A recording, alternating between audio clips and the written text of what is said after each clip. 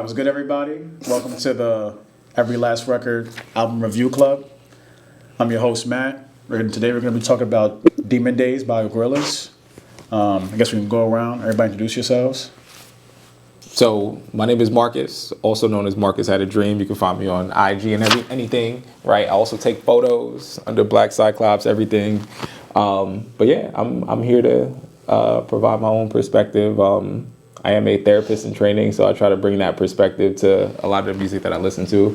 But yeah, I'll pass it right to Paris. Shit. Okay. My name is Paris. I go by Paris.Haven or Paris Haven on TikTok. In addition to being a marketing communications manager professionally, creatively, I like to cover men's wear, men's fashion. I also love to talk music. So anything pop culture, music, fashion, give me a follow. Yeah, that's it. Anything vintage, polo, all that good stuff. But Word, I'm Joelle, and I'm a child of God. Hope y'all enjoy this episode. How you spell that? How you spell that?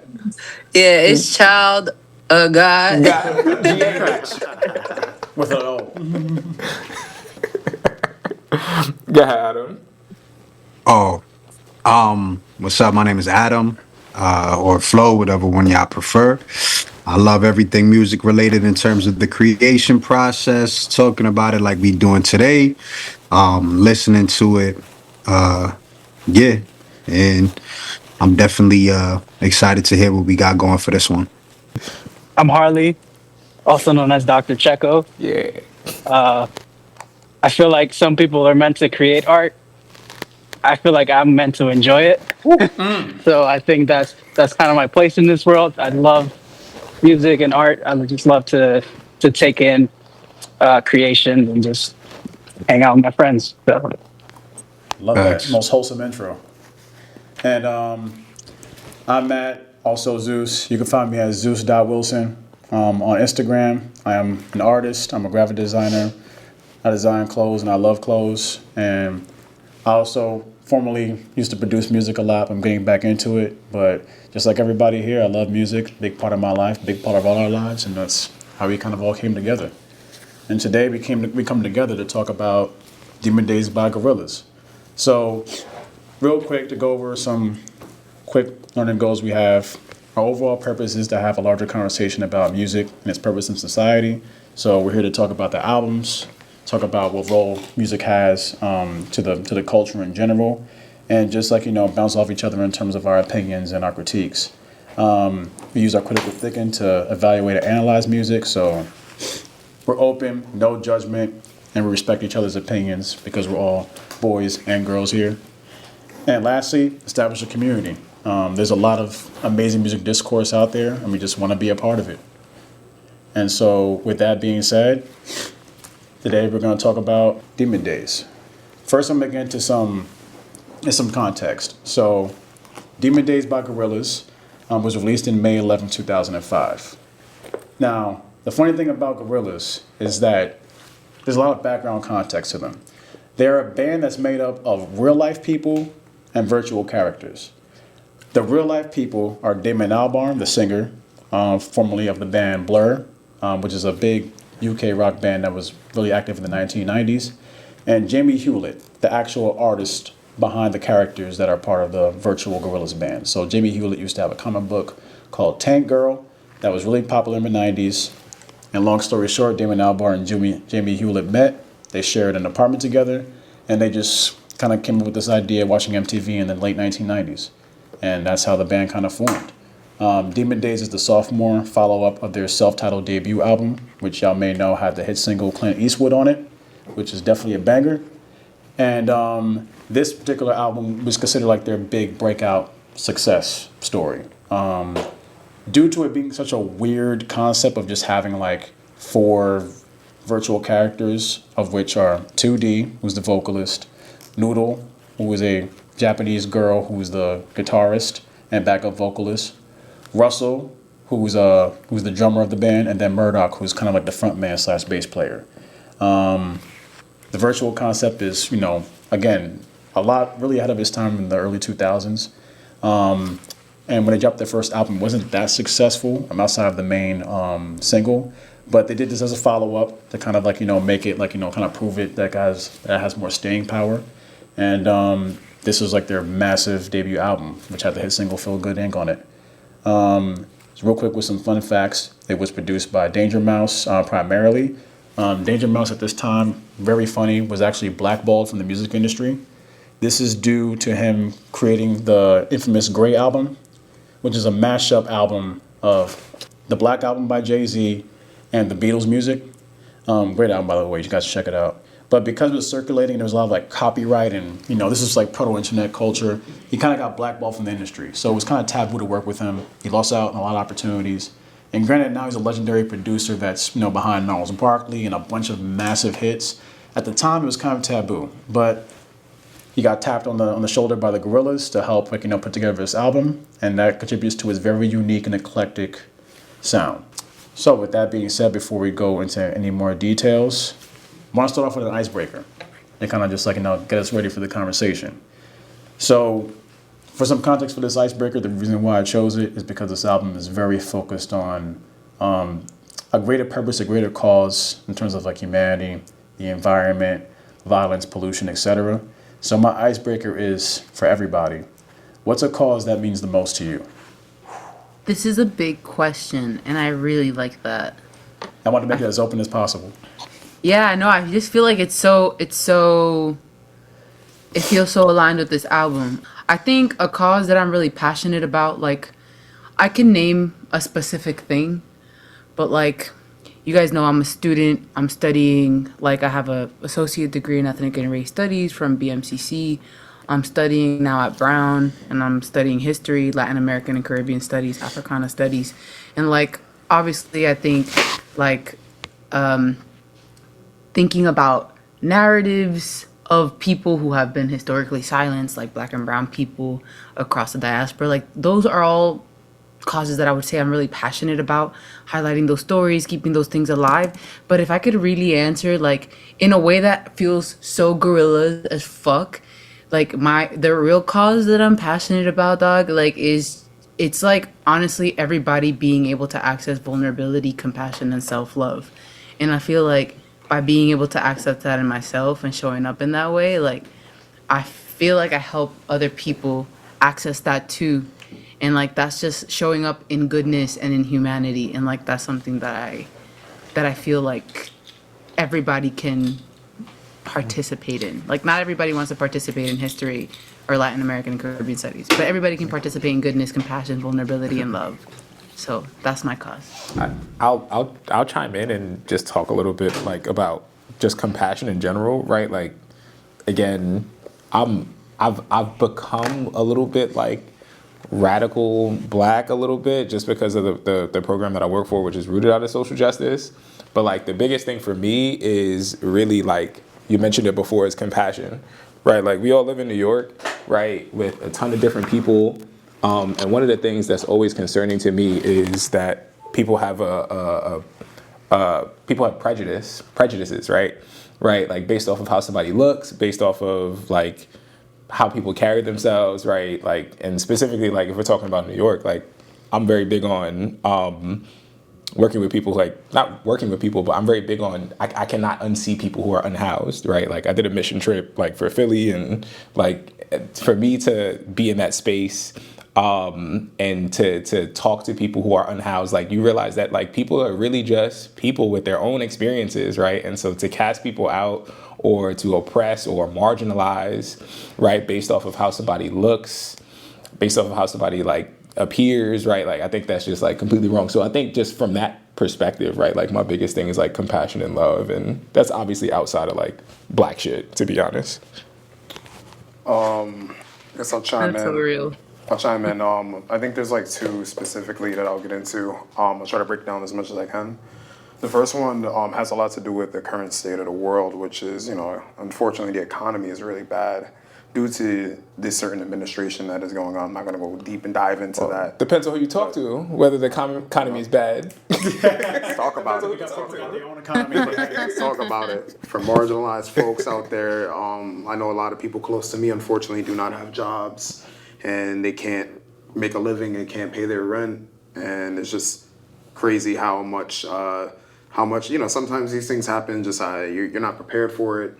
You have a bunch of billion dollar companies that would rather spend X amount of dollars on flying people out rather than paying their employees, or like giving them the benefits that they need, or they'll kick them to the curb and then get somebody else than people that are actually doing their jobs. And to me, that's unjust, and it's just terrible that to see what's happened this year and then in a couple years prior. But one of the things I want, is just for everybody to make right and make money, everybody to make a living, and especially with everything being taken away, SNAP benefits and all that stuff.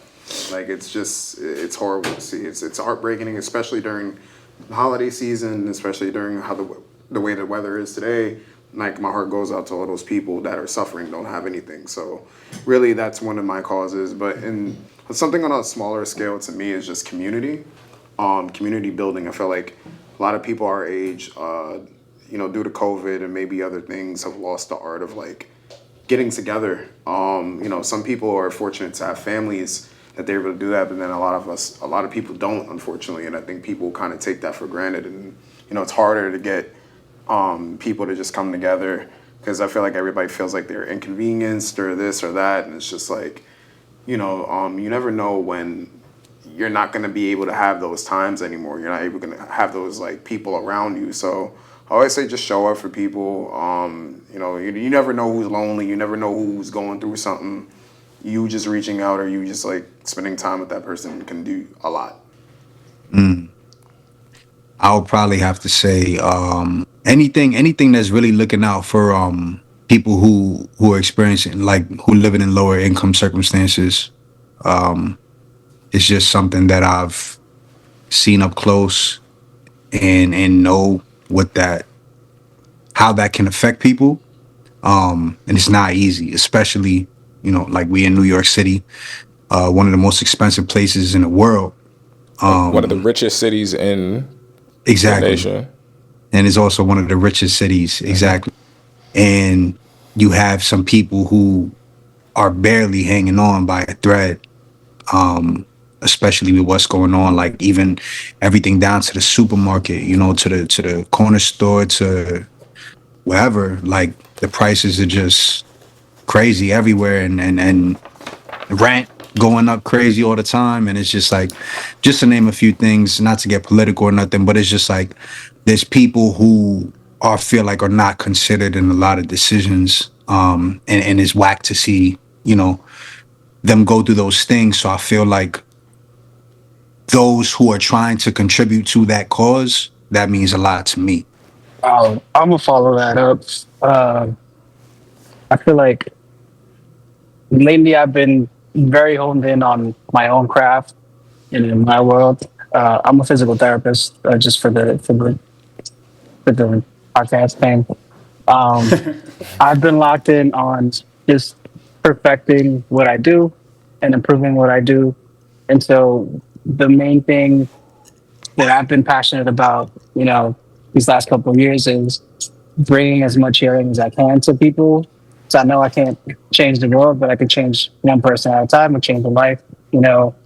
So just I take pride in like, taking the extra step to get people just back to doing whatever it is that they want to do. And just sometimes it's just like taking the time to listen to people. Like you'd be amazed how many people don't get care in this country, or pay hundreds of thousands of dollars just to go and like have someone look at them for 2 seconds and then like get them out the door. So I think it's important to like, I guess to answer the question specifically, a cause that I'm passionate about is like listening to people and caring for people as human beings, and trying to make whatever impact I can in my own way.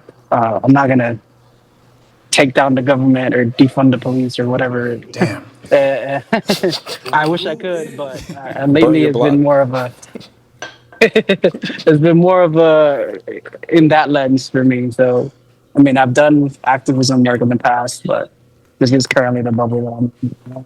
Yeah. I kind of want to build everybody's kind of, and it's very funny. A lot of your guys' points, I think all of your guys' points kind of feed into the themes of the album. My cause that I'm passionate about is probably a little more general, but it kind of builds off of kind of like what everybody's saying, especially what Paris and Adam were saying about community, and Marcus was saying about compassion. I'm someone who really cares about like forward progress in every sense of the word. I kind of identify myself as kind of like a futurist, where I'm constantly thinking about where we can go as a people, as a community, as a nation, as a world. And I think that we currently have like the resources, the means, and the intelligence, the knowledge to just make sure everybody at a baseline is taken care of. And I think that the idea of that being unrealistic is actually unrealistic in and of itself. There's a lot of money out there in the world being hoarded by very few people. There's a lot of governments I've seen bend over backwards to make their best interest, prosper when they could take care of their own people. And it's not only the fact that that's like the good thing and compassionate thing to do, just to make sure that everybody can have a roof over their head, be fed, take care of their children, take care of themselves. But like, even from just a standpoint of like what that means for humanity, it's like think about all the people out there that never got a chance to, invent something, to invent like a vaccine for cancer. Or, think about all the different Michael Jordans out there that never got a break. You know what I'm saying? Because they're too busy trying to feed their kids or trying to, do et cetera, et cetera. Think about all their favorite artists that like got like a very lucky break and that's why they're here. But I love this question because it kind of really is the foundation of this album. Because this album has a lot to do with just, funny enough, the state of the world in 2005 that's only become more relevant 20 years later. This album turned 20 this year. And at the time in 2005, it was considered very like, pandery, talking about the war in Iraq, the overusing of our natural resources and corporate greed and being anti-capitalist and racism and stuff like that, that right now you'd be like, yeah, it's very important. At the time, it's like, that's not that big of a deal. It's 2005. And then as time has gone on, this album has only been given more grace and only has been becoming more relevant as time goes on. There's like an anti-gun violence, song on here that may not be as relevant in 2005, but now it might as well be the national anthem in the USA. So it's crazy because all of our kind of causes kind of bleed into like what this album's thesis statement is, which is pretty much just like caring about each other, caring about the planet you're on, and moving forward. So we're going to get into some general album experiences. Before I do that, I want to give a quick spotlight to like the way this album was kind of like publicly received. It got some pretty good reviews when it first came out, 79 out of 100 on Metacritic with an 86 out of 100 user score. When it first came out, the general population really loved Feel Good Inc. and the singles, and it was a good album. It wasn't like the best album ever made, but it was like a pretty solid album. It was unique. They weren't a one-hit wonder, one-trick pony, etc. But as time went on, people looked back on this and they were like, whoa, this was like really ahead of its time.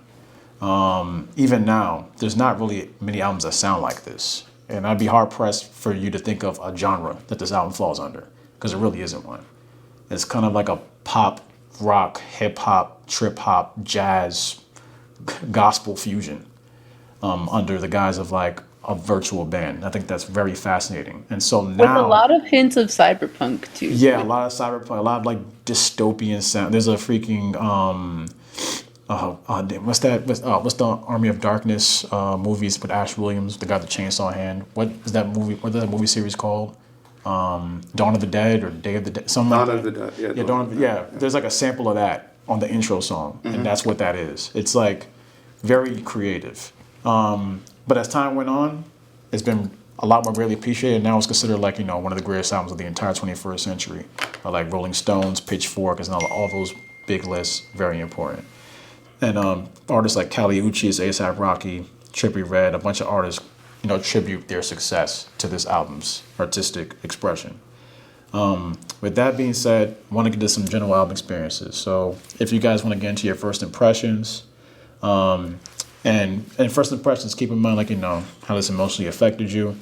And what did you glean from this album? Just like, hearing it for the first or even seventh, eighth time. So, like, obviously, like, I was just throwing my experiences into the chat, right? I have a story about how I heard the album, like, for the first time, but, like, off of the first impressions, right? Immediately, I was like, what the hell is this? Like, what is this? Because it opens up. Yeah, it opens up very strange, right? And then it has it's beep beep bop boop. I was like, that's what it sounds like. It sounds like Radical Robots. It's made on a crappy drum machine on purpose, like that intro. It was really hard for me to like find a reference. Like, what does this sound like, right? Which I think is even profound in and of itself, right? Like that when we listen to something new, we try to grapple onto something that we already are familiar with. And it took me a very long time, and then I finally figured it out, and I was like, okay, like this gives me like Beastie Boys vibes, right? This gives me, and I told you, I shared the artist or the group in the chat, right? 1999, Right to the Future, right? So it gives me like a very, like, it's weird too, like there's so many genres that it was hard for me to process what I was listening to, right? And then once the rock kind of came out of it, like I had like something to kind of grapple onto, like rock, hip hop, like I immediately connected that with Beastie Boys, and I was like, okay, all right, now I have something to like go off of. Now I could build off of that, right? And then from there, like to be honest with you, like it took me a couple of listens to get comfortable listening to the music, and then once it hit, right? And it had to be like in a specific setting, and before that, it was just noise. Like to be honest with you, it was just a collection of a variety of sounds that I didn't know what to do with, right? Especially within like the first couple of songs leading up to what's the song? Oh Green World. Oh Green World. Yeah. Like once I got there, I was like, all right, cool. Like now it sounds like a little bit more familiar. Yeah. Because the first three, it sounds like I was listening to a robot mixtape. I was like, what is happening right now? And like to give you grace, like a lot of us had like years or like decades to process this album. It is a lot to process in like 2 weeks. Yeah. It's so strange. Even now in 2025. Yeah. There's very few albums that sound like this. Yeah. But it makes sense that like you got to that point, because I feel like even channeling back to my younger self, I felt like it also took me like some time because it's weird. It's not like you're gonna jump in and be like, oh yeah, this is a bomb. It takes some time, so that makes sense. Like you feel that way. Yeah. I hadn't heard this album since. I'm gonna be honest with you. I haven't heard the full thing until like this time that this album was like suggested. Prior to that, I'd heard like a collection of songs. So like in 2005, the only songs I'm really hearing are the singles. Like I heard Dirty Harry, Feel Good Inc. To be honest with you, I missed Dare. Like I didn't even listen to that. So to go through like the kind of like listening to it with fresh ears, because like intention, like in 2005, like I'm listening to like West Coast rap, East Coast rap, and R&B. So like to hear it with everything that I've heard since then, like the Massive Attacks or the Buicks or like the even Blur themselves, you know what I mean? Like with all that context, this to me was just like, what the fuck did I? Why haven't I listened to this in a long time? Like where was this album? You know what I mean? So like it was a great listening for me. It was a great listen. The blend of different sounds, like on the first part of the records that you're talking about. A lot of punk elements on there. So for me, for me, it was like, oh, I'm locked in. Like with the kids with guns, like the repetition on there, like that stuff like mesmerizes me. And then Old Green World, you hear the melodies that have been stuck in my head since Matt suggested this album. So to me, it just like I walked out maybe feeling like there would be a couple songs here and there that I didn't really resonate with, but this was one of the like easy like, and we'll get into it at the end, like the replay value on this one was amazing. So I replayed it immediately after I heard it the first time. And that's rare with me because I feel like lately, like it's been hard for me to like lock in with the albums. But like I feel like the way this album is constructed, like it automatically made me want to replay it. And it took me out of my like, okay, I gotta like do this and like not pay attention or whatever, but it just sucked me in. Like, you know what I mean? Like pause. But like it really just put me in like in that mode. So like to me, this was a refreshing listen, especially with everything going on. Like Matt said, like the context of state of the world and everything. It's almost like this album could have came out in 2025, and that's crazy. You know what I mean? Like, I think it was so ahead of its time in like '05 that it still sounds like far in advance, but like this doesn't sound like it came out in 2005 at all. Like it sounds like an album that could have been released like maybe a couple of months ago. So that's a testament to their artistry. But for me, that first impression that like in 2000, like now versus then, it was like, yeah, this is one of them ones, honestly. Similar to Marcus, was there like a song where you like hit your stride, or you kind of just like the whole thing from go? You know, for me, it started from the jump. I mean, maybe not. Maybe the first song, which is "Last Living Souls," didn't really like wasn't really the one for me. But honestly, it hits for me when you get to "Old Green World." Like that melody on there just like stays with you. So from there, then you know Dirty Harry, and then you know that you're gonna get to Feel Good Inc. Right, and I've played that. Like that's the song that stuck with me since '05. So like you know when you listen to albums and like you listen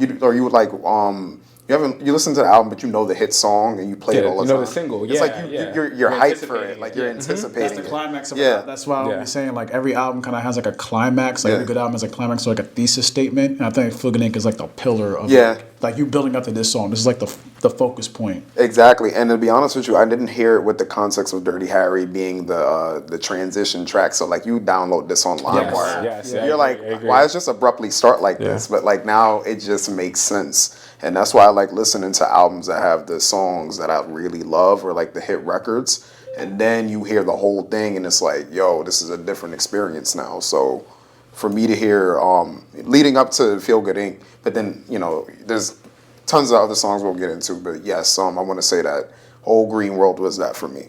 That statement song that really pulled me in. I want to follow that up. I had heard, obviously, Feel Good Inc. way back when it came out, and I knew a little bit about Gorillaz. You know, I what I thought I knew was that they're just this like animated band only. I didn't really know the whole like context or whatever. But going into it before playing anything was just like make it to Feel Good Inc. Like I knew no matter what, make it to Feel Good Inc. It'll be good. But I was honestly just like blown away from the start. I went into it with like, let's make it to Feel Good Inc. and see how this goes. But like off rip, I thought it was amazing. And to Paris's point, and like I've said before in our session before, is I think it's so important to listen to things in the order that the artist intended, because that's when you get like these things are not just randomly put together; they're curated. And so like that transitional song with Dirty Harry to Feel Good Inc., that shit gave a whole new meaning to the song for me and like a whole new appreciation. Absolute cinema. Absolute cinema. So from rip, like I was like, oh shit. Like this has not been homework for me. This has been just pure enjoyment. So that's my take. So I'm curious to know, like, what do you guys mean by absolute cinema between Dirty Harry and Feel Good Inc.? So, and this is something that, like, to be quite honest with you, as much as I love this album, it didn't really, like, I didn't really hear it until, like, I heard it earlier this year. Earlier this year, I just wanted to go back and hear it again. And then I realized that the laughs at the end of, like, Dirty Harry kind of go into, like, the really boisterous laughs and Feel Good Inc., like, the iconic, like, ha, ha, ha part.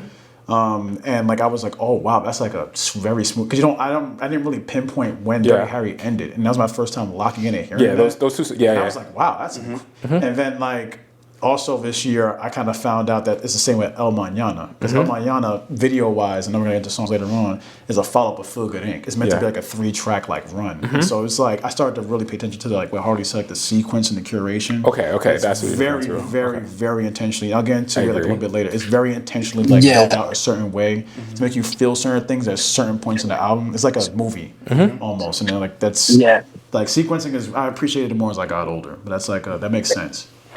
And just to add a point to that, Marcus, this is a song that's been out for 20 years.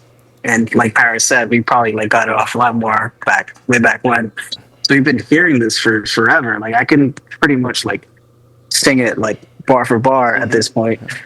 But it's always like, it starts off abruptly. It's like, there's laughs. It's like, I mean, it's kind of funny, but you don't see the purpose for it until like you hear like both together. Oh, you're on the I, BXM. You're on the BXM. I see that. Oh, I'll you're say vibing right now. Yeah, boy. the funny thing about this album that first of all, this dropped May 11, 2005. I turned 10. Yeah, so it's my birthday, and I'm a huge Gorillaz fan. Because I mean, like, just the way that I think about when Gorillaz was playing, like where I was hearing it, like I still see myself as a child, like in that. Like I know I don't think that Gorillaz was on any of the Tony Hawk's video games that I was playing around that time, No. but it feels like that. But just to go into like you're saying, like there's all these political themes in this album, but there's also like this sense of just like because we're just giving like a general Yeah. first impressions, right? So I won't get into the songs per se, but I'll just say like I'm listening to this album and there's a way that now it's so nostalgic listening to it, but at the same time, like still so hopeful for the future. And so that is still like that's still alive in this album, even though it's 20 years old. Like that futurity that was like embedded in this album, that like hopefulness at the same time that's like a call to action, or I think a call out or a call in to what's going on in the state of the country. Like this is like post 9/11, right? Like this is obviously like our country's we have soldiers overseas like doing, you know, incredibly traumatic things for themselves and other people. Like all of this is like happening at the same time, and yet this album is able to kind of like bring in those undertones of like, you know, collective like grief and pain, but also like this incredibly strange like hope for the future, this almost like alien thing, this like non-existing thing. And like that's real imagination, and that's why you still hold this album and you can't really place it anywhere, because it has just like this living breathing like sense of imagination and change that's living within it, that is just so incredibly powerful and cool. And that's like one of the telltales of like artists that like dive into like their own purpose and like their own messages and are not worried about how it hits, because even now like in 2025 you can listen to this album and be like, whoa. This is definitely one of my favorite Gorilla albums, I will say, and I still listen to this pretty frequently. What's your favorite one? uh I think this one or the blue one with Kansas on it might be my favorite. I forget the name of it. Is it the blue one? The fall or The Now Now. I know that's yeah, the the Now Now. Song Machine? No, what were group It's one called is? the Now Now. Oh, that's I've not heard the now now. I'm not gonna lie. I'm a Well, fake fan. no, it's I'm a fine. fake fan. I feel like a lot of people would not say that's their favorite Gorillaz album, but it's honestly one of my favorites. I think it might be my favorite between this one and that one. This one is just so classic. I feel like it's in a class of its own. I don't really want to categorize it, but yes, incredibly good. And also just like what you said, Harley, you kind of like listen to Gorillaz, but like because of what they've done, they've divorced their physical bodies from their music in a very intentional way. And they've kind of like projected us into this trip with them. And so when I listen to it, I'm not even thinking about them. Like I have my own relationship with the music. I'm not thinking about what the songs are called. I'm not thinking about what they look like. I'm not thinking about any of those things. You're kind of just like on this journey. It's pretty trippy.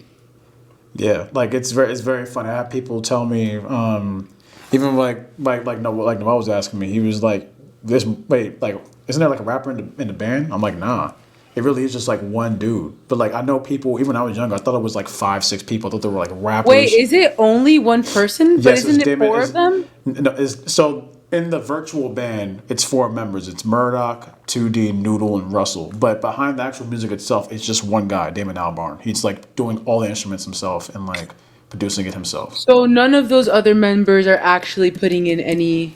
So like at No way. most, so like Damon Albarn Saying so. primarily vocalizes through like the vocalist 2D, the guy with like the empty eye sockets and stuff with the messed up But they teeth. have like a That's what percussionist. I was gonna Yeah, say. so I But did he see he the yeah, came on percussionist. later, I think. I yeah. So believe. like when they go live, they have a Whoa, bunch of other people that do it with trippy. them. But like whenever he does, so like Noodle, who does background vocals and is the girl of the group, whenever Yeah. she has a song like Dare, and she also has like a bridge on one of the other songs, he'll like bring in another artist that's specifically like a girl, usually a Japanese vocalist, so they could sound Japanese like she is. And that's like the part of the immersion of it. It's like, yeah, it's crazy. Whoa. I did have questions about that. Like, You just blew my mind. I did have questions about that. Like, if I mean, like That's so cool. most artists make money like with concerts, right? Like, if this is like really by one person and an illustrator, right? Like, how are you bringing this to life in a show? That's a great. right? That's And a great question. When they tour, they have like a tour.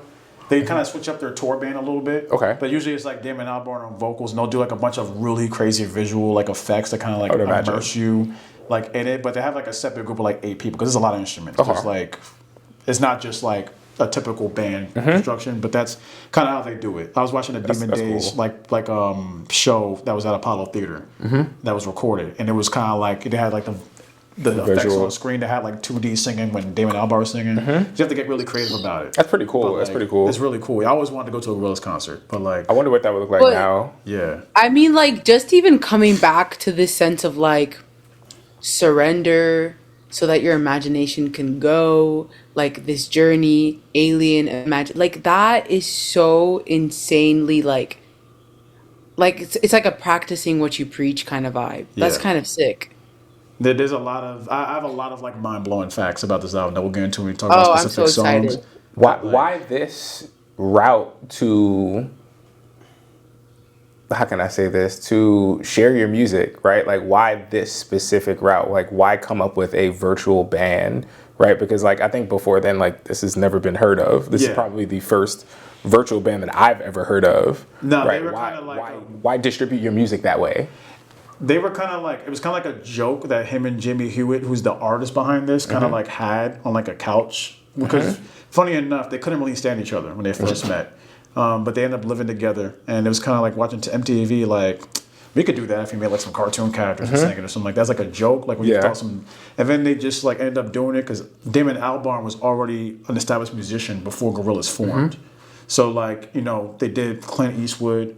But the issue was that like it was seen as a gimmick because obviously in 2000 when their first album came out, like we still haven't seen really another follow up from Gorillaz, like another group that's like as successful as Gorillaz as a virtual band. We have AI So, artists like, now. Yeah, now we have So. AI artists. So imagine in 2000 with that Yeah. frame of mind. It's like what am I even watching? Yeah. So it was like a gimmick. It wasn't taken that seriously.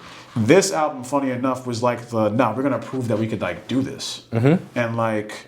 It was kind of like the idea of like, you know, if you're just 4 people, you have to kind of stick to a sound. There's Yeah. a name to the face.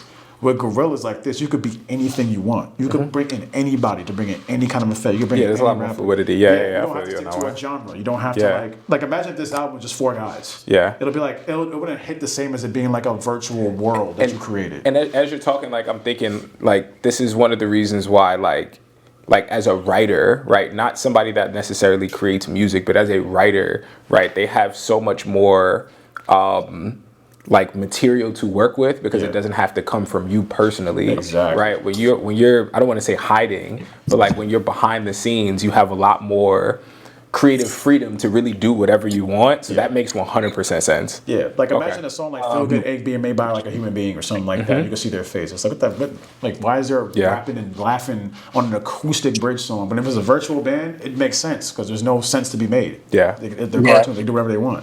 Yeah. I remember being like, I don't know, 13 or something, and like the mystique of it was like, we don't know what this guy looks like, and it's like this cartoon thing, this cartoon band. Like I remember like coming up on MTV and stuff like that, and that was kind of like one of like the drawing points, and like, you know, that's something that sticks with you. Like 20 years later, you're like, oh, like, Same. it was just dope. Like at the time, it wasn't like heard of before. There's no AI and there's no like virtual things going on. So Bro, they had interviews where the characters came on instead of like a real person, and they would have like just a cartoon sit down and talk to the person in character. And that's how we know so much background on some of these songs. I remember that. Like, and it's like, I still don't see that now. That's like so ahead of its time. It's kind of crazy. But Adam, I know you're gonna say something, so. Nah, I was kind of just agreeing with Harley's point because like that was my first introduction to them as well. I was like, yo, who are these cartoon characters like performing? But the songs were pretty catchy at the time. And so my first impression, I never listened to the album fully all the way through until now. Of course I heard some of the songs, but yeah, for me, like the first listen through, I enjoyed it. But it didn't really like stand out to me until I would say maybe like the third time that I listened to it and I realized that I was like, wow, this is like, how can I say it? You can't really put it in a box in any way in terms of like not only genre, but like in terms of like time period. Like you could drop this album. So, everybody's been saying it so far, but like you would never know when this album came out. You could drop it now. You could drop it 10 years from now. You could drop it 20 years ago, and it's still relevant in every time period Yeah. because of the uniqueness that it brings. So I thought that was probably my favorite part of it. Like, sometimes you hear music and the music fits like that time period. Not that there's anything wrong with that, Yeah. but I think it's also cool when you can drop something and like it's just you have no idea what time period it's from, but the music is just good consistently through. Yeah, I think outside of having like the creative freedom to do whatever the hell you want to do because you're not putting your image right on the music, you're creating an image for the music. I think is interesting in and of itself. I know you guys have like been coming up with like you guys have shared themes about like world issues. The funny thing about it is like off of the first couple of listens, again, I've only been listening to this album for 2 weeks. Yeah. I didn't really get any of that. Like I got Yeah. some of it, right? But I think the fact that there is no specific genre is radical and non-conforming enough. Yeah. Right? Like you're not going to put me in a box, right? So I think kind of ties into what you guys have been saying as far as like the theme and the message. But like if I could kind of like just go like track to track a little bit, like even from the intro, like there's gates closing, Yeah. right? It sounds like a jail. Whatchamacallit, Kids with Guns is such a radical title, Yeah. right? And even the opening lyrics to Dirty Harry is crazy, right? So yeah, I just think like the themes and the message like is super interesting as far as like if you're a new listener, right? It's around the album, but it's not necessary. I don't think it's necessarily in your face. Like if I'm just listening to the music, right? I'm enjoying it. And I know that there's something unique about it, but I'm not like catching the lyrics first and foremost. And it's hard to right? understand, like Yeah. without like even looking at the lyrics, because it's Yeah. like some songs his voice is very distorted. Yeah. He has an accent. There's other people on it. Like, but like what I like about this, I've always been fascinated about songs like this, songs that have a message or a deeper meaning, but also sound good on their own. Yeah, So, like, exactly. I an agree. example that's like, that you guys can relate to, like swimming pools, for example. Yeah. When I first heard swimming pools, I thought it sounded really good. I didn't even know it was about alcoholism. Yeah. And it was like, oh, so you can make like a hit song that if you peel back the layers, it's like, oh wow, this is actually about something. Like, Yeah. Gorillaz was the first one to show me you could do that with music. I think that's the beauty of music, right? Yeah. Like you can listen to it or you can hear it. Like either way, it has some type of value, right? Whether you're listening intentionally or whether you're just playing the music in the background, you can enjoy it, right? I can tell you, like after Dirty Harry, it was a groove all the way through. It was a groove all the way through, and I wasn't even paying attention to the lyrics anymore. I was just vibing, like at a certain point. So I think that just goes to the credit of just like creating good music in general. Because not every heavy subject has to have a heavy sound to it. No, You it could doesn't. make like, something that's very heavy sound very catchy. Yeah. But then if you peel back the layers, it's like, oh, it's about this. If it so happens to be like that, it's that's awesome. Yeah, Yeah. I'm fascinated by songs like that. I think that's Yeah. a difference, and that's why I like my conscious music to be subtle and like Of course. filled with Yeah. like I like my conscious music to be more music, like a lot more like nice sounding versus something that's preachy, like something that's lyrically like in your face, like pay attention to this cause or pay attention to what I'm saying, like blatant doing it. Like I like my like when it's like just musically sound, like, Like you know, you have sonically to literally digestible? read, like it's like poetry. It's like, you know, it's like peeling back the layers rather than giving it to you on a silver platter. Like you gotta work to understand the message. You have to do the research. You have to watch videos. You have to sometimes listen to interviews. Like, and like Matt said, those like songs that are like they pump fake you. You're like, oh, like this is a bop. Yeah, it's a bop. Like it's groove. Like you're dancing, but it's pain, really. You know what I mean? Like, and another person that I can think of is Future. Like he'll make all these songs about addiction, but then you got people dancing and dabbing in the clubs and shit. I was one of them. But like, you know, that's the beauty of music to me. It's like when it's not in your face, it's almost Yeah. like an illusion. It's like you have to Yeah. really deep dive in it. And this third listen, you're like, oh crap, oh Yeah, shit, like oh my esoteric, god. So that's what this album, like for me, did. Like I think the third listen, I went back and I was like, oh wow, they're talking about environmental shit. Like I wouldn't even know that. Yeah. But the way that they constructed the song was like not in my face. It's not like talking down to me. It's like Yeah. kind of like we're gonna groove, but then like really listen and then really lock in, and then you'll get the message. So. The energy in the music, though, and even the choices of vocals, the keys, the frequency, the chords that they use, I feel like it really carries that theme, though. Yeah. That darkness, that ominous feeling, you know? And I wanted to make a comment too, Marcus, about what you were saying. When you mentioned, like, I think you just mentioned, like, partially about, like, how you can't, like, place them in a particular genre, and then, like, also, like, Yeah. the themes that they were talking about, like this is coming around the time where, like, 2005, where a lot of, like, artists were, like, at the top of their game in all of these genres of fusions. And you see, like, Gorillaz doing a lot of the same thing. Like, neo soul is booming around this time, and, like, all these other kind of fusion genres are happening.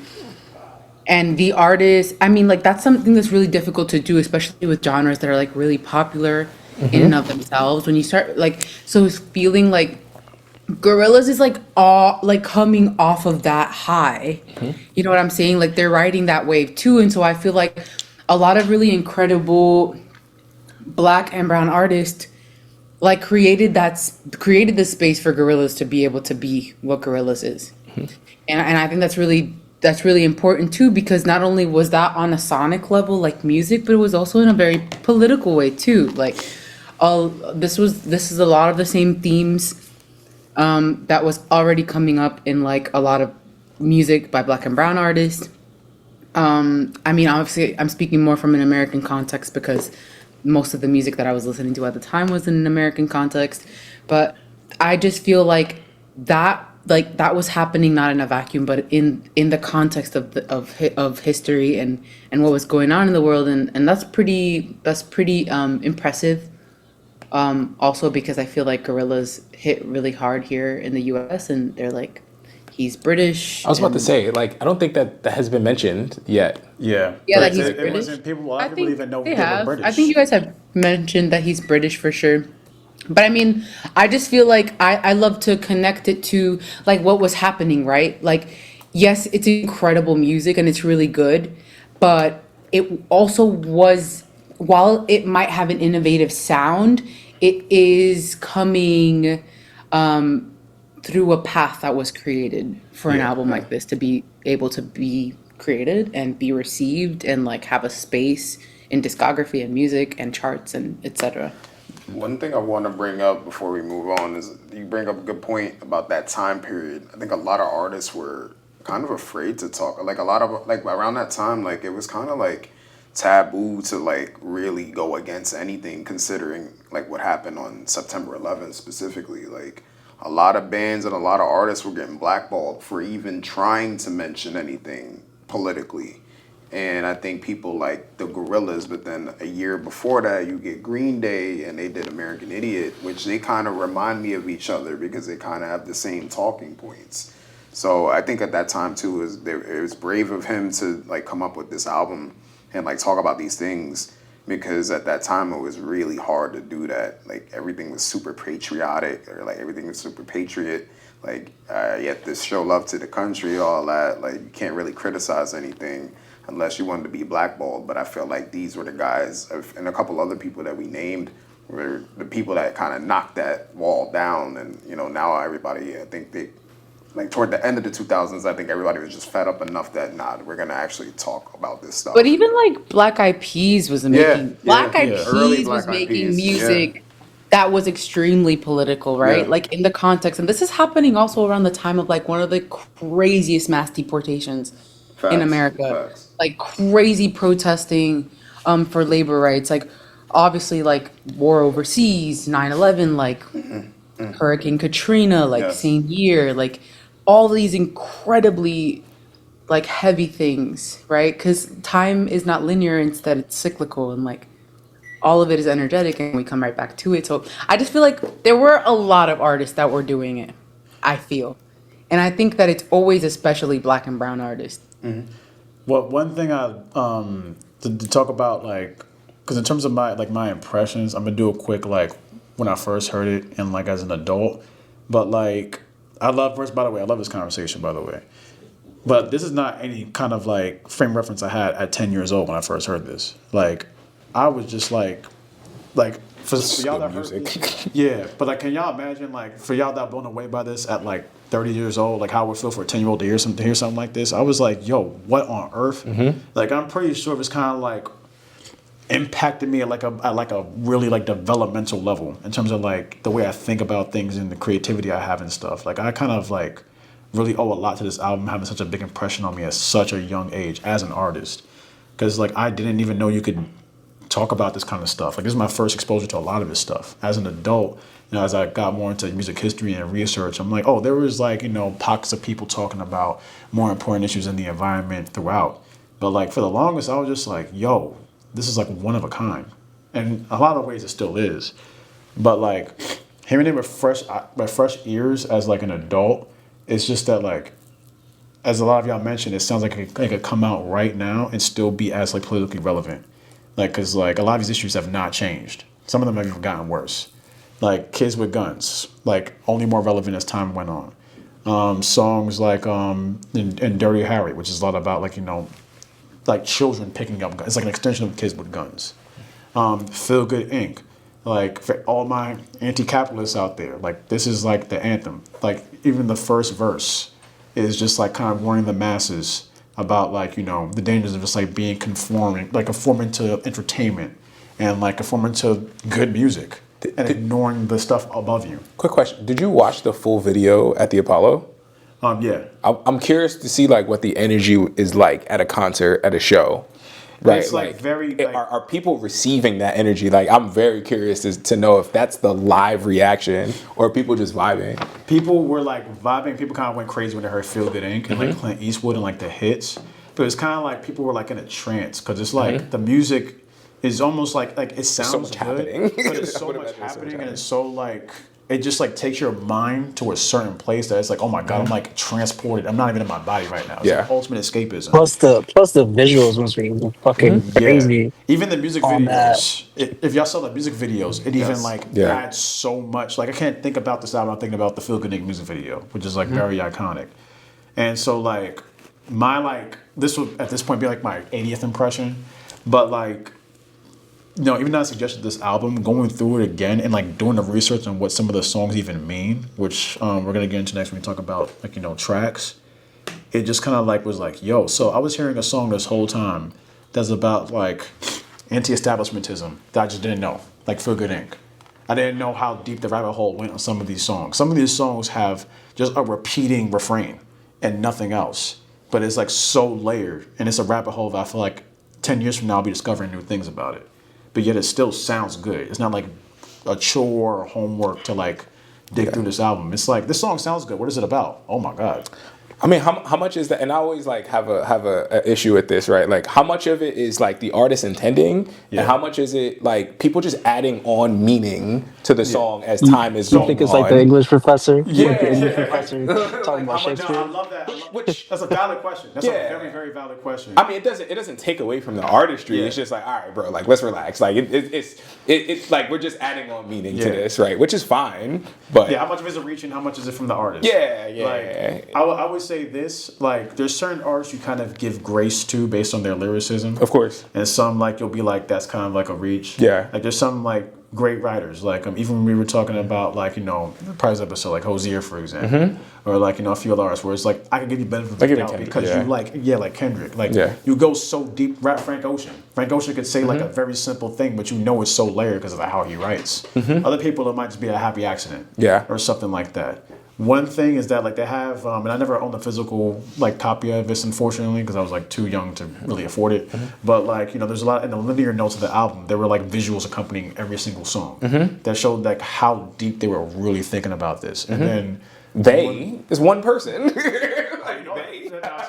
like, The concept is well, they. I'm it's two saying people. they. It's Jamie. Gotcha. Jamie. It's just one guy. It's just one Well, it's guy. one guy does the music, but Jamie Hewlett does the Yeah. visualizations of it. So it's Jamie Hewlett and Damon Albarn. Damon Albarn's behind all the music. There So, are like, 4 members. Look at the illustration. Don't disregard and erase their history. yeah, they're real.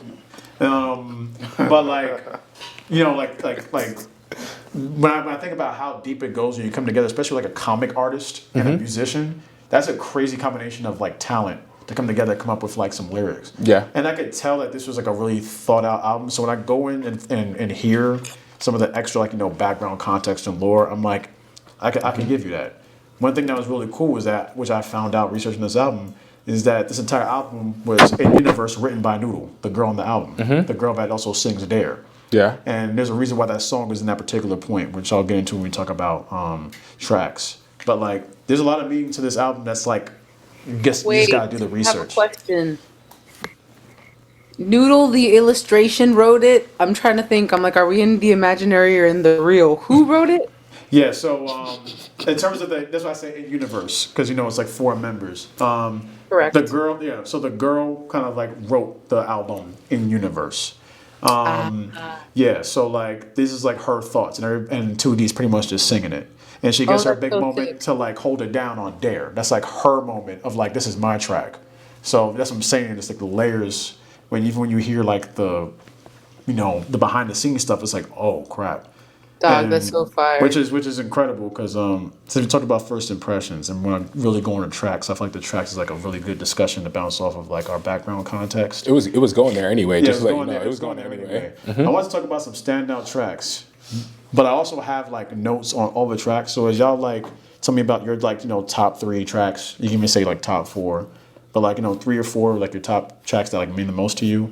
I'll just like interject with like some like additional, like, you know, context, because like there's like so much on this album I didn't know until I heard it recently. Dirty Harry is probably my #1 favorite song for so many reasons. Right, the feature artist is Larry. Yeah, Booty Brown. Nigga, this man's name is Booty Brown. It's that, and I can't remember the song, but it was lining them up like ass cracks. I feel good, ain't it? Feel good, ain't, man? Come on, man. That's De La Soul, baby. Yeah, nah, those two songs Incredible. back to back. Yeah. Yo, so it being the most like obviously the most iconic That's poetic song. right there. It being the most iconic song, which also has 1 billion views on YouTube, by the way, which I did not know. Brother, fun- the listens on Spotify are insane. Yeah, it is. I did not know how. I knew it was a hit, but I didn't know how much like Yeah. people like really took to this song. Like But the this- promo for the song too, like it's on everything. It's on Yeah. everything. And I heard it on the beach when I was in Mexico the other week, and it's so funny because It this plays everywhere. This song is like a very happy accident. Yeah. First off, this song was, and this makes a lot of sense to all of y'all that heard it 1 million times. This song literally was like 2 different songs being worked on at the same time, just came together. Like Damon Albarn was working on like a more like groove-based song, which is like where the verses come in. And then like I think he like smoked some weed, started playing the guitar, and then just got into a vibe. And then it was kind of like, if I put this together, would it work? And then it just like works that way. And then the laughing part of the album, actually of the song, really is like a natural thing that happened. Essentially, De La Soul, who's featured on that song, was kind of goofing off in the studio, making each other laugh. And Damon Albarn does a lot of True like, Boy was laughing. yeah. He does a lot of impromptu, like on the spot, like idea making. This happens on other songs in the album as well. He got just recorded them laughing. It was like, yo, this kind of like really works. That's why it sounds so organic. It's not even forced because it's really hard to laugh that hard on purpose, like without like hiccuping or like if you're older, like, you know, throwing out a hip or something like Allegedly. that. But like he like recorded that and then like incorporate it into the song because it fits so well. Because the song is about like a story. The first verse is like 2D, kind of telling everybody you're being, what I'm saying, conforming to entertainment. You're trying to just like feel good, essentially. Like that's why the whole song's like it's like just feel good. Like ignore everything else that's really happening around you. Then you have the windmill. The windmill part represents freedom, and it kind of bleeds into like that like kind of like industrial groove. Like there is a brightness. There's something you can really aspire to. And then it gets drowned out again by the second verse of De La Soul rapping. It's kind of like a tug of war between two ideas, in a lot of different ways, between two different music sounds, two different ideas. And then they win in the end because it kind of just drowns out the acoustic part, and it just ends on that like maniacal laughter and stuff. I thought that was such like a crazy concept for like a song for it to go like that deep, right down to like the way it sounds. It'd be like this tug of war, because it really is a tug of war even when you hear it, and it still sounds so catchy. That's why I love my music chaotic like that. Like the way you just described it, where it's like a blend of different styles. Like you have the rap part, but then you got like the beautiful melodic part, and they all like kind of contrast each other. Like that to me, I think that's the way you just described that is probably why I love that song so much, and why I look for more genres that are chaotic that make me just like lock in and like immerse myself. So that's a good point. I never realized. I never really thought into it like that, and it's just an accident. Like that's, I think organic moments like that, like that's the masterpiece of music. Like I think that's why we love this song, because it wasn't supposed to be made the way it was. For me, well, my number one standout track is Dare, and the reason why, like I never heard the song before. I'll be honest, I never heard the song, and maybe I did. But I didn't really think I never knew it was a Gorillaz song. I would kill her song. You probably weren't conscious about it, but that shit plays a lot. I realize now, like, it's funny because after I heard the album and the song, like, now I hear it everywhere. Yeah, that's so funny. It's like the second biggest song. And I know. Me and Matt spoke about it, but I know what fact he guys has for the song. But before I do that, the thing that pulled me into the song was a feature, because my man Sean Ryder, he's from this band called Happy Mondays. And if you know me, like people that don't know, I used to work at a hair salon called Arrojo, and my boss was actually a huge fan of this band, and they're from Manchester, and he's from Manchester. So like he grew up around listening to these guys, and these guys. Wait, I'm sorry. You dropped a really interesting lore. You worked at a hair salon? Yeah, I did marketing for like a hair salon, like hair beauty, like brand a long time ago. So yeah, That's so cool. What the hell? It's not cool. I'm sorry. You have trauma, but I do have trauma. It's pretty cool. Yeah. It's pretty cool. We could talk about that after. We can talk about the studio too. Facts. We gotta talk about the studio.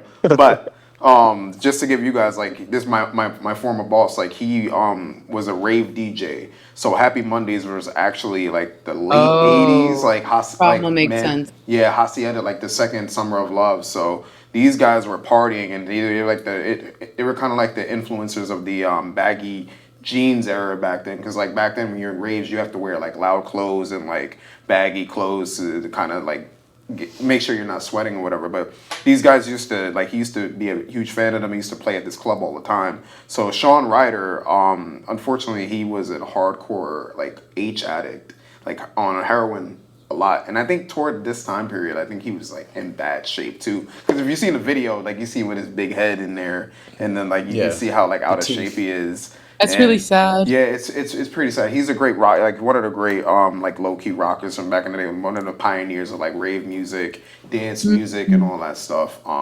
So like it's cool that I saw him on here, because I did not think that Sean Ryder worked with these guys. But it makes sense because like Damon was probably a huge fan of Happy Mondays. Yeah, he was. He was in like that whole era. That would make sense. So like, Are they an American band or no, British? they're from Manchester. Yeah, Manchester, UK. Yeah. So like they're very like rave dance, hot, like any type. You probably know the song "Step On" by them, like if you heard it, but Sing like it. no, I'm not gonna sing it. I'm not gonna sing it. I'll play it for you after for sure. But it's good music. But it's cool that he was on this album. But it's funny because the story that Matt told me does make sense, and now I'll give him the floor to do that. Yeah, like so funny enough, there's like a reason why this is put on this album at this point in time, but also like the way like everything about the song sounds. This is another happy accident. Like this is one of also my top 3 songs too. But first off, like almost the entire integration of Sean Ryder was all like unintentional. There was like a whole other song out there that just we never heard because that's how the song was meant to sound like. But because of all the chaos happening in the studio, we got the sound we did. So first off, the song was supposed to be called "It's There," like THERE. But because people from Manchester have really thick British accents, he can't even really pronounce like there. So he kept saying like it's there. And like phonetically, it doesn't even make sense in the song because it's like it's coming up, it's coming up, it's funny. there makes sense, but it's there doesn't make sense after it's coming up. Also, the part where like it's coming up, it's there. What happened was in the studio, he was trying to record his lines. He was like flubbing the lines and stuff, and like he couldn't really hear himself on his headphones. So he kept telling him to turn them up. Like, yo, turn my headphones. Turn my headphones up. Yeah, exactly. And then like he was just Damon Albarn was recording everything. He's a very spontaneous guy, and he was like, all right, it's coming up, it's coming up, it's coming up. All right, it's there. And he's like, yo, can you do that again? And they kind of based the entire song around that moment. And then because also he didn't really like remember the lyrics, they kind of just became like more of like an integrated part of like the chorus and like the verses, which sounds even greater because I love his like ad libs and like his hook is amazing. So it's like it's just funny how that like all worked out to make such a like an iconic and like catchy song. And then on top of that, insane. and then on top of that, this song that I was talking about sequencing, this song is kind of like a response from Noodle, the girl who sings on this song in Universe, as a response to quote unquote all the complaining on the album. Because the song is really about like taking action about what you believe in, essentially. And so it's kind of like a response of like, you're doing all this complaining about the environment, about guns, about pollution. What are you actually doing about it? And so like, and remember, she wrote the album in Universe. So it's kind of like her like big moment to be like, yo, do something about what you're talking about. Then that's why she says, you've got to press it on you. And then it's like, never did no harm. It's there. Like it's talking about like, these problems never did no harm to us anyway, quote unquote. You know what I'm saying? Like when you talk to people on the street about like pollution and blah, blah, blah, it's not that big of an issue. But now it's like, now it's there. Like, now it's the issue now. So that's why it's supposed to be called It's There. Like, it's coming up, it's coming up, it's coming up. Oh, now we're here. Like now shit's going down. Now shit hit the fan. So it's like, it's coming up part is like a build off of the fact like you're talking about all these issues, like there's like their future issues. No, it's a problem now. Now it's a bigger issue because we're in 2025. But in '05, it was already an issue. So just again the layers of the album and how well it's thought out, that's why I love it. Wait, can I to segue that? Because my top song on the album, which I was not expecting, was "Fire Coming Out of the Monkey's Head." Interesting. I that song just gives me all the feels, man. I'm not gonna know. It just like gives me this like sense of like ominous like suspense the whole time, and then like just the ending of it is just fucking crazy. So I'm thinking like that build up to the build up of a literal fucking volcano erupting Yeah. might mean something. And then they're all dead. And then it's like heaven. And then it's like the heaven song, and it's kind of Yeah, like and then I was about to say- the I was about rest to of say it that, kind of yeah. just like wraps up the album so beautifully. I feel like the last three songs are like just one long song that just blends into each I other. agree. Yeah. Yeah, I agree with that. But yeah, that's why I find it funny because like on every listen I can't skip "Fire Coming Out of the Monkey's Head." I have to listen to it like 3-4 times before I get to the next row. And like my expectation was it was gonna be feel good because that's the song that I knew and I knew that I loved Yeah. that song. But just to give a couple others, Dirty Harry's fucking fire. Just Booty phenomenal. Booty Brown just did his thing, and the video was mad funny too. It's like him human form in this like desert, like just singing with the animated characters.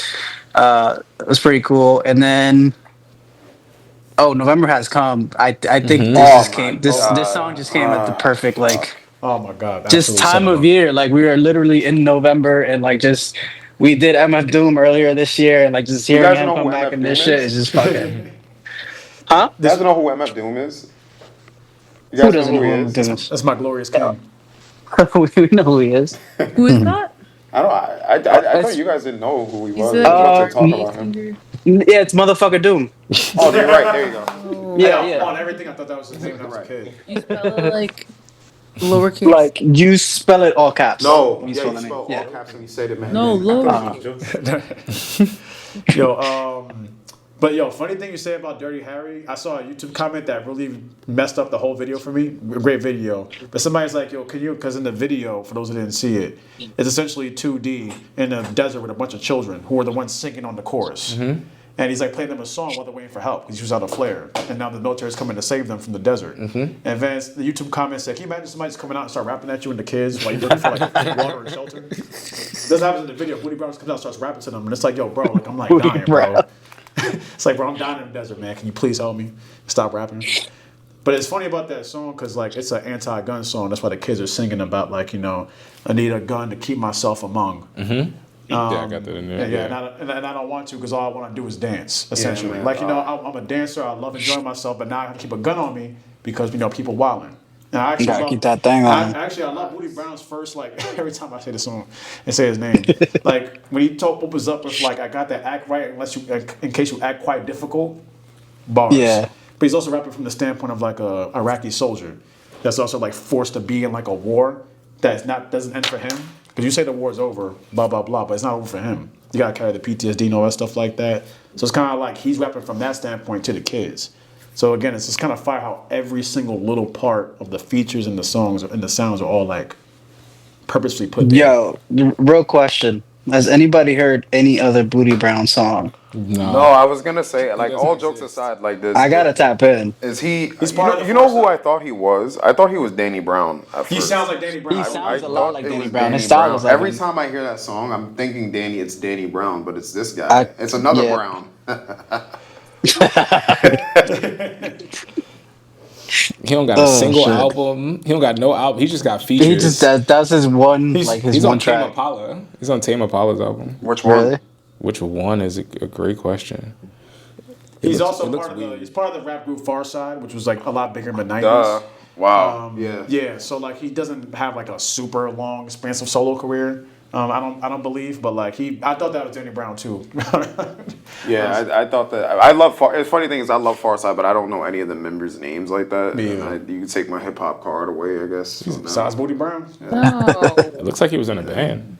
I'm He's in a literally group. infamous for like not doing research on like I love Pharcyde. 8% of the people I love. Does anybody else have like a top three? Like Joy, what are your top three tracks? If you had to- Okay. So I already shared with you guys how much I love El Mañana. That's probably my favorite song on the album, hands down. Amazing.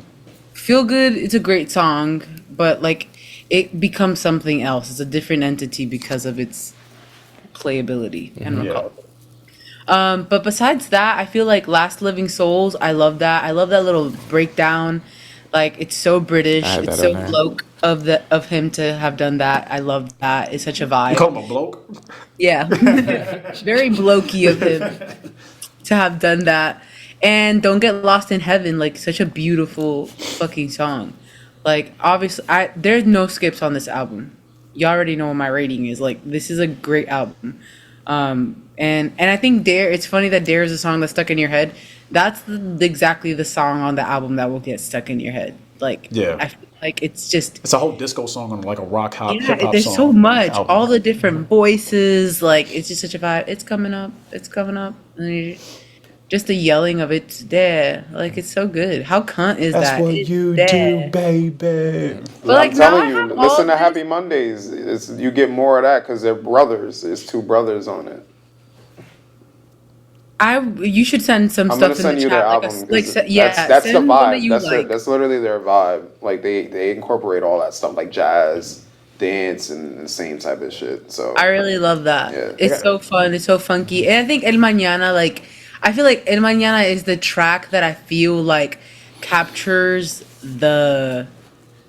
just the somber, just like mundane, like grief, like just that was happening in that particular year and in the years before that. Yeah, that sounds it's sad. thick. Yeah, it is. It's really sad. And actually, like, if you think back to a lot of the kind of like movies and media and like more like popular, right? Like we're not talking about just like popular media that like a lot of people were consuming. Like El Mañana has the exact vibe of it in such a like good way. So yeah, those are my tracks. It's 2005. You just woke up. You're getting ready for work. Then you hear it El mañana. Mañana plays.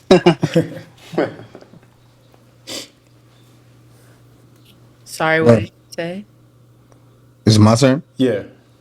But for me, I would say the one that I don't know which one is my favorite, but I know the one that stood out to me the most You can have at first. like three or four. Nah, that'd be. Um, the one that stood out the most at first, is "Every Planet We Reach Is Dead," and I think Interesting. that's like the longest song on the album too. Mm. But Yeah. like, bro, that song is just I don't know, even down to like the lyrical content on it it was fire to me. I loved it. But then, you have songs, it's a completely different vibe from like Dare, which is another one of my favorites. Oh Green World is another one that I really enjoy as well.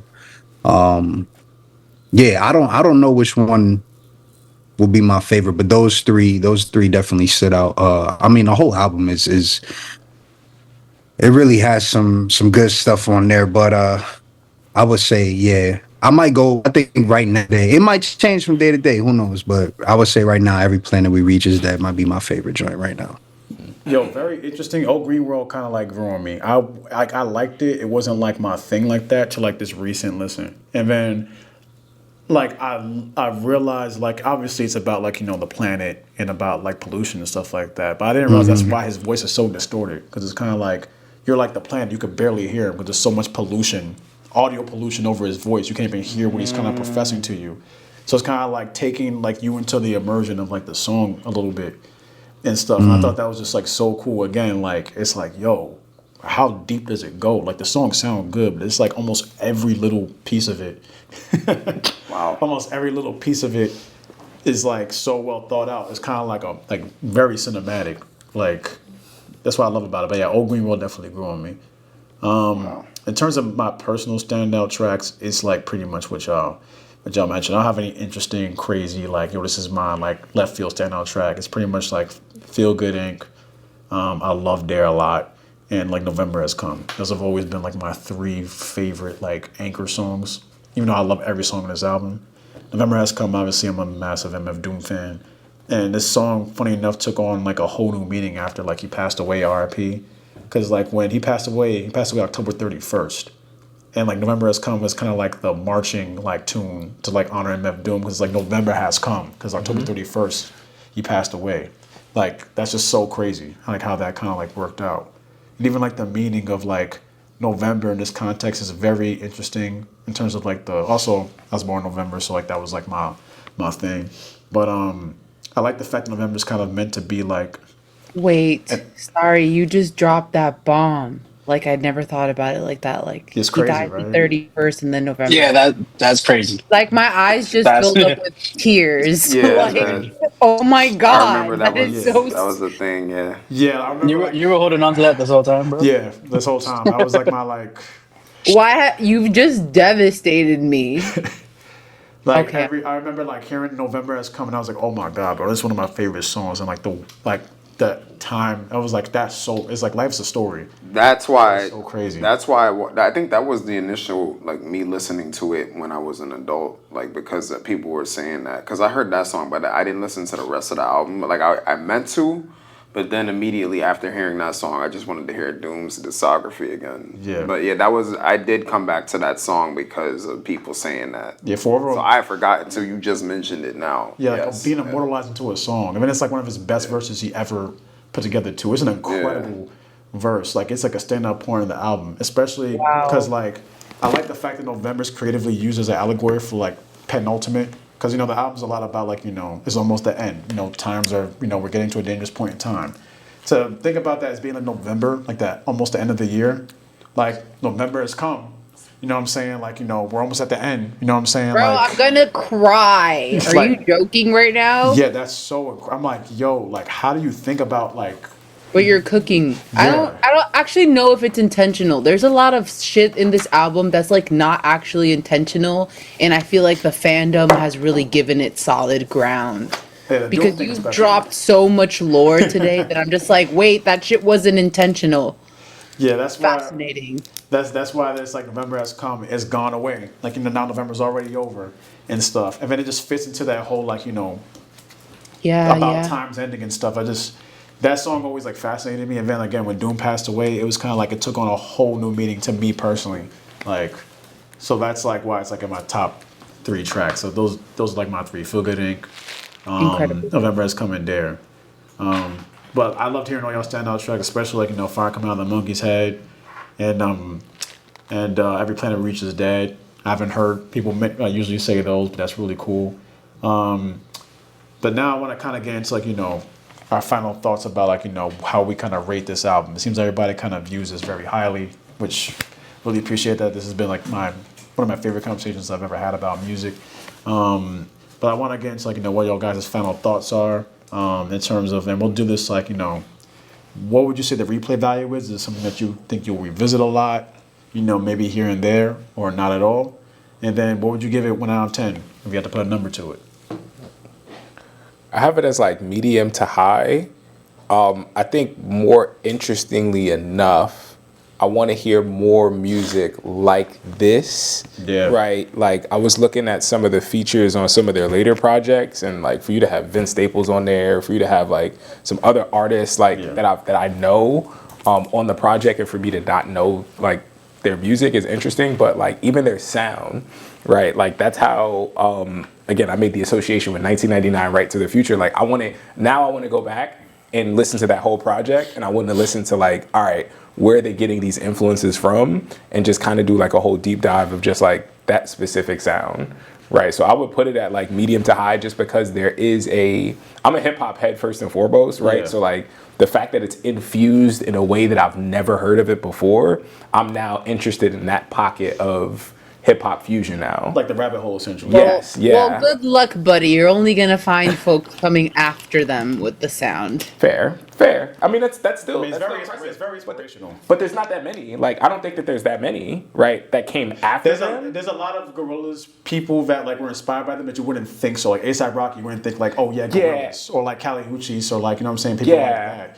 But like in terms of like directly like this, it's so like how can you even make an album that sounds like this? Exactly. You know what I mean? I would say you had to pick like one song though. Like if you had to pick one song, Each then song I is a think it's rabbit hole. easier. Yeah. I think it's easier Yeah. that way. Listen to 1999 Right the Future. Like Yeah. it's almost like a carbon copy. It's just a lot more hip hop involved, Yeah. right? Like they just chose to use Ghostface Killah instead of MF Doom, right? Yeah. They chose to use Smino instead of Vince Staples or somebody else like that, right? So I like keeping that sound, but just changing the artist, which ultimately just adds a different flavor to it, and it just becomes its own thing, which I think is pretty cool.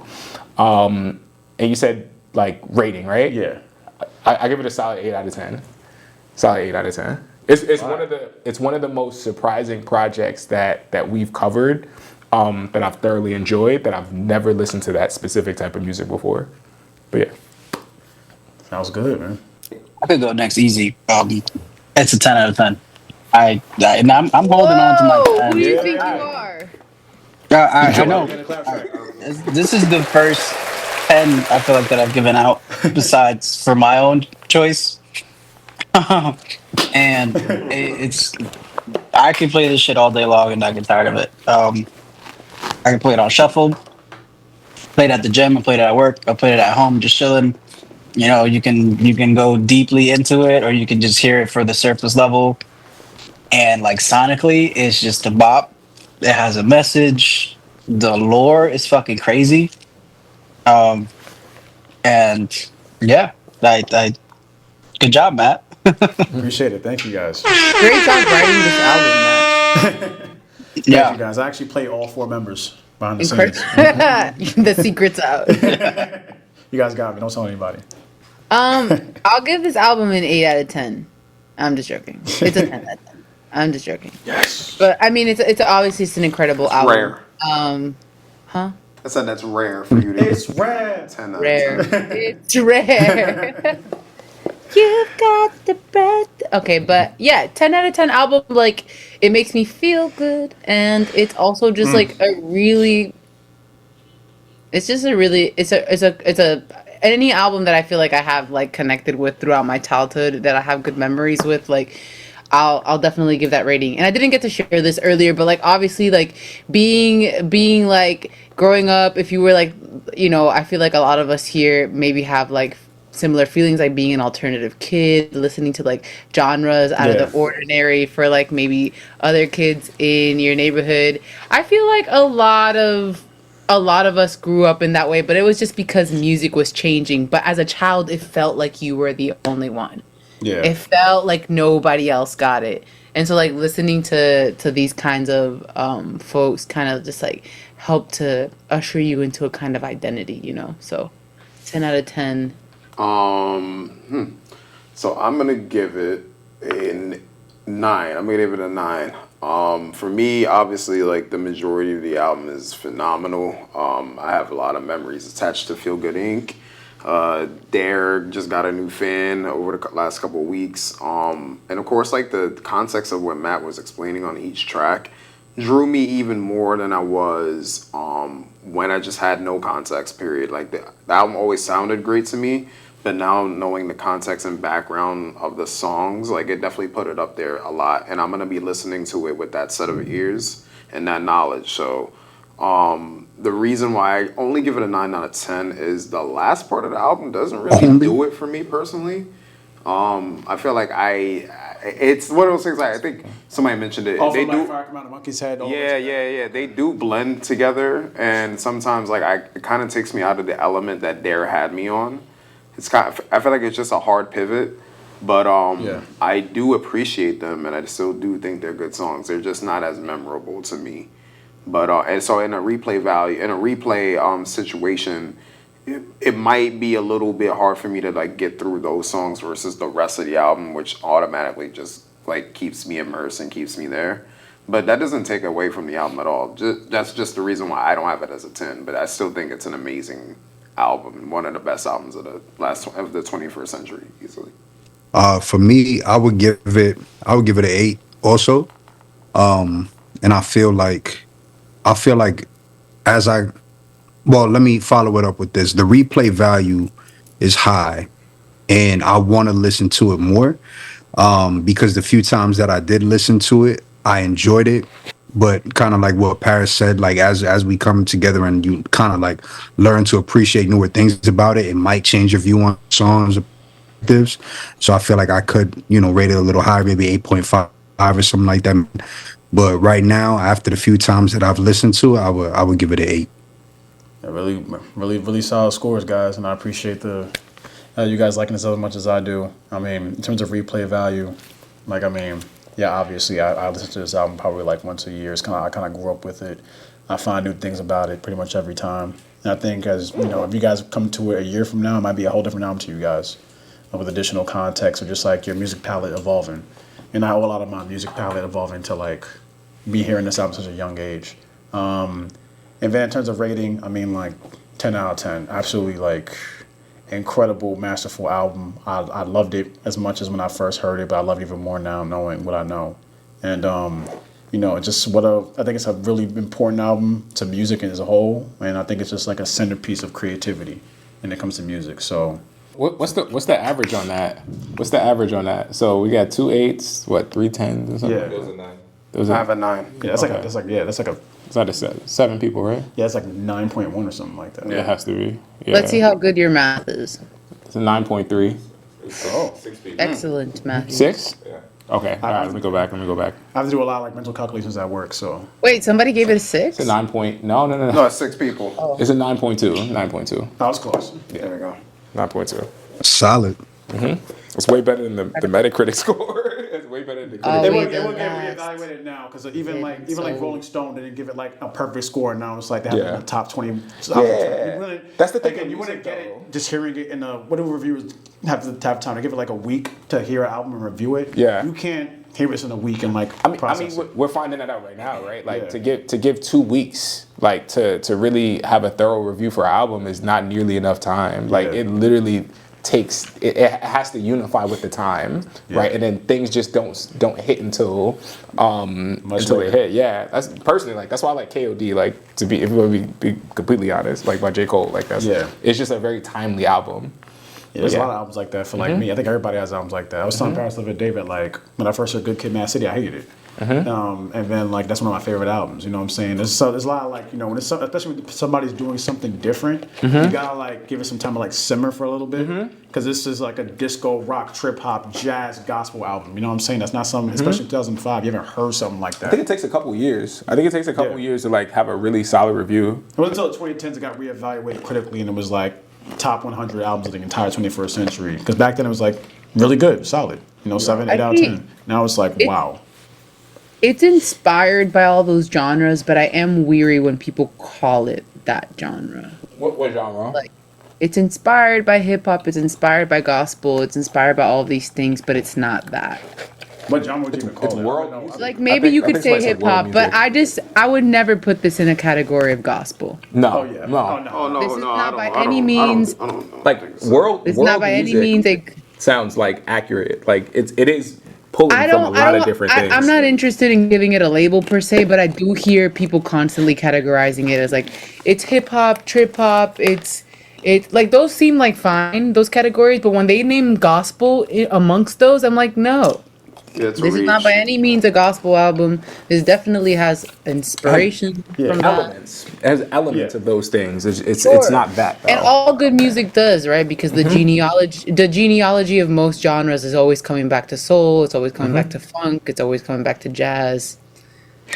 Gospel's a very influential like genre on just music. I was as a just I was whole. just about to say that same thing. Some of the greatest musicians that we know, most of them all have a gospel background in some way, Absolutely, shape, or form. Facts. Yeah, sample and it's gospel not music because or- I'm trashing gospel, it's just because I would never want to say that this Gorillaz album is that.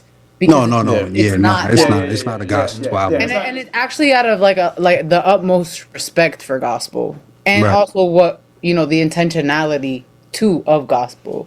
Yeah, I was. So then like the a- it's like a I British think the white dude. question, I think the question comes in too. Does this like fit the category of alternative more likely than anything else? Because you can't totally. really put a label on it. Even alternative, I think is like so vague because it's like alternative. There's alternative hip hop. Exact- There's alternative R&B. Exactly. There's so But many- that's why I feel Alternative like hip-hop. literally just alternative without a subcategory Yeah. could be this because it could be anything. Yeah. You feel me? And Paris mentioned it earlier too. Like you said exactly that, which is like depending on what songs you're listening to and which songs you're leaning to in this album, it says like where you're connecting with it more. Yeah. Like you might be connecting with it more on that like, like UK boy band vibe, which you can totally isolate those elements in the album very clearly. You might be, more on the like hip hop, Booty Brown. pop vibe, like, totally. But I can't say that like if you like gospel albums, you'd come to this and you'd be like, I found haven in parts of no, I don't think you're doing that. Yeah, I think if you play any 3 songs on this album, you probably wouldn't think it's the same album. You wouldn't think November is Coming and Dare belong in the same album, but it does. That's the beauty of it. But yeah, guys, I mean, great conversation. I really enjoyed this. Thank y'all for like sharing on your opinions. There's like so much that you over, honestly, just from like y'all's opinions and everything. But What's next? I think it's Who's the close to next wrap. person? It's Paris. So Paris, what's the next album we're gonna be jumping into? And no pressure to answer this on the spot. You could also like let us know. You have to answer on the spot if There you're you go. down. But if you have it on the spot, I would love to hear it. You guys always make us wait days. It's so sad. It's a very important process. Paris, tell us now or you're kicked out. process. No pressure. Well, you might. Okay, I'll ask you guys a question first and foremost. I have the artists that I want to do. I'm battling between 2 albums. You guys want to know the artists, and I'll tell you I the wanna be album. Yeah. Okay. You could also rock paper scissors the album. Flip a coin. Yeah, flip a coin. I was just gonna say that. Flip a coin. Have a- No, have a- rock yeah, paper flip it. scissors You guys is got so a- much you guys more got a fun. coin? I got the app. Okay, so what's head? Oh my god! Oh my god! You're gonna use a fucking app. No. She complained about this last week. yourself. Like You do it with somebody else. I'm not there. gonna rock paper scissors myself. You can rock paper scissors with Marcus, with That's a Noel, fact. with Matt. with Paris, Genesis. album 1 Wait. is heads, album 2 is tails. Go ahead. All right, so I'm gonna Wait, flip. you guys should hold be on, hold ashamed on. of yourselves. You're gonna really figure out what album you like more. Heads. That always happens. Said heads? Yeah. Nah, I'm gonna do Oh, tails. then, all right. So, as you guys have seen on Instagram, you saw my Halloween costume, right? Yeah. Daft Punk. Perfect time. Discovery. What a great transition. 2001. Perfect time. Daft I love Punk. Discovery. Let's Perfect go, time. baby. Was it Random- between, random was access? it between, was it Random between access? Discovery and Random Memories? access? It was, yeah. Yeah. Wait, Hell random yeah. access? No, it was between Discovery and Random Access. Which one is it? Oh, Discovery. Discovery one. Discovery. All right, let's I go. love that. But I was hearing Let's that do it. earlier this year, bro. Just damn. I listened to Discovery less. So Actually, I'm not mad at that. Yeah, because I really Yeah. locked in with random access.